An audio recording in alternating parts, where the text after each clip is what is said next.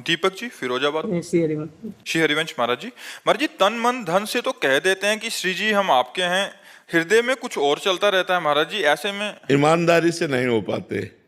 ईमानदारी से तन श्री जी को अर्पित नहीं कर पाते, मन अर्पित नहीं कर पाते, धन अर्पित नहीं कर पाते और स्वयं को अर्पित नहीं कर पाते।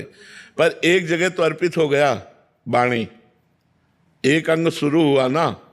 हमारा मन नहीं अर्पित है, तन नहीं अर्पित है, हृदय से अर्पित नहीं, लेकिन वाणी तो अर्पित हो गई कि हे नाथ मैं आपकी शरण में हूं। अब यही बार बार चिंतन करोगे तो गले से नीचे उतरेगा, तो हृदय में पहुंच जाएगा और हृदय से आने लगेगा प्रभु मैं जैसा हूं आपका हूं, और हृदय से फैल जाएगा शरीर में। अब शरीर से वही चिंतन करते हुए क्रियाएं होंगी जो धर्म युक्त हैं। पाप युक्त क्रियाएं शरणागत से नहीं होती। अगर होती है तो कहीं अभिमान है, कहीं शरणागति में कमी है, कोई भगवान लीला करके उसके अभिमान को नष्ट करना चाहते हैं। नहीं, शरणागत से पाप कर्म नहीं होता।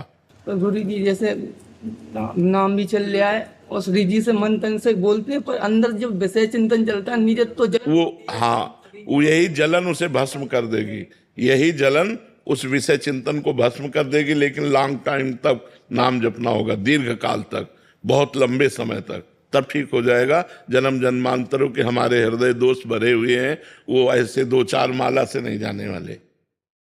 किरण जी।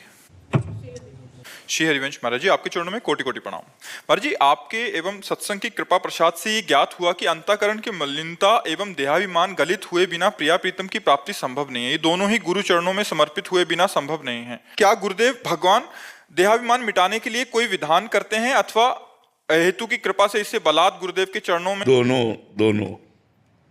दोनों कभी कभी देहाभिमान गलित करने के लिए विधान भी करते हैं, जो प्रतिकूल विधान होता है। आसपास से घेर करके अहंकार को चकनाचूर कर देते हैं। और कभी कभी ज्ञान के द्वारा, जैसा अधिकारी देखा, ज्ञान के द्वारा उपदेश देकर अज्ञान का नाश करके देहाभिमान गलित कर देते हैं। पर उपदेश तभी या प्रतिकूलता तभी साधक सह सकता है जब साधना करता होगा। जैसा गुरुदेव बोल रहे हैं वैसी साधना होगी। मन वचन कर्म से गुरुदेव की आज्ञा के अनुसार चलने वाले पर ही प्रयोग होगा। अगर वो मन वचन कर्म से आज्ञा का पालन नहीं करता तो सही नहीं पाएगा, भाग जाओगे।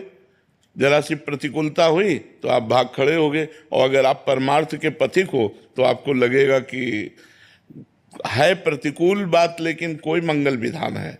आगे चलकर पता चल जाएगा क्या मंगल, क्योंकि